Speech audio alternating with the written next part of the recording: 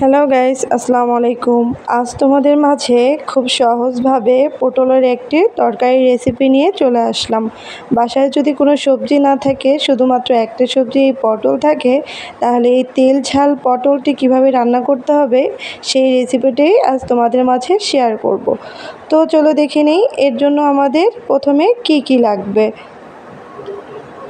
এর জন্য প্রথমেই আমাদের লাগবে পটল রান্না করার জন্য পটল। এখানে আমি হাফ কেজি পটল ধুয়ে পরিষ্কার করে ছিলে রেখেছিলাম।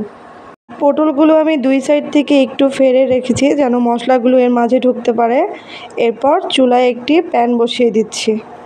প্যানটা একটু গরম হয়ে আসলে এখানে আমি হাফ কাপের মতো তেল দিয়ে দিচ্ছি।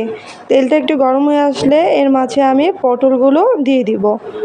পটলগুলো দেওয়ার পরে এখানে আমি পটলগুলো হালকা ভাজার জন্য হাফ চামচ হলুদের গুঁড়া, হাফ চামচের মতো একটু লবণ দিয়ে পটলগুলোর সাথে খুব ভালো করে মিশিয়ে নিয়ে ভেজে নিব। এই তো আমি পটলগুলোর সাথে খুব ভালো করে মিশিয়ে নিয়ে পটলগুলো লাল লাল করে ভেজে নিচ্ছি। এই তো তারপর আমার পটলগুলো ভেজে নেওয়া হয়ে গেছে। এরপর এগুলোকে আমি একটা প্লেটে নামিয়ে নিব।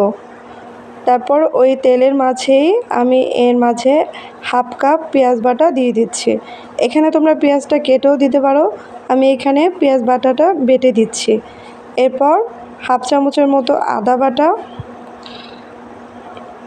হাফ চামচের মতো রসুন বাটা,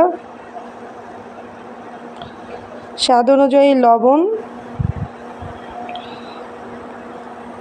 1 চামচের মতো লাল মরিচের গুঁড়া, হাফ চামচের মতো হলুদের গুঁড়া, হাফ চামচের মতো জিরার গুঁড়া আর হাফ চামচের মতো গরম মশলার গুঁড়া। এগুলোকে খুব ভালো করে মিশিয়ে নিয়ে এগুলোকে আমি একটু টাইমলি কষিয়ে নিব। যতক্ষণ পর্যন্ত না এর মাঝের থেকে কাঁচা গন্ধটা চলে যাবে ততক্ষণ পর্যন্ত এই মশলাগুলো আমি খুব সুন্দর করে কষিয়ে নিব। এই তো আমার কষিয়ে নেওয়া হয়ে গেছে।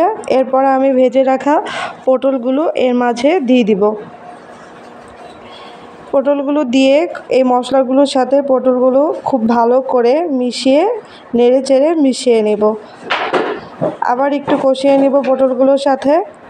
তারপর এর মাঝে আমি হাফ কাপের মতো পানি দিয়ে দিচ্ছি ঝোলের জন্য। এই তো আমি হাফ কাপের মতো এখানে পানি অ্যাড করে দিলাম। তারপর আবার একটু নেড়ে চেড়ে মিশিয়ে একটা ঢাকনা দিয়ে ঢেকে কিছুক্ষণ রান্না করে নিব। এই তো আমি কিছুক্ষণ পরে আবার ফিরে আসলাম। এর মাঝে আমি একবার নেড়ে চেড়েও দিছিলাম। তারপরে এই তো ঢাকনাটা তুলে নিচ্ছি। দেখেন অলমোস্ট আমার পটল রান্না করা হয়ে গেছে।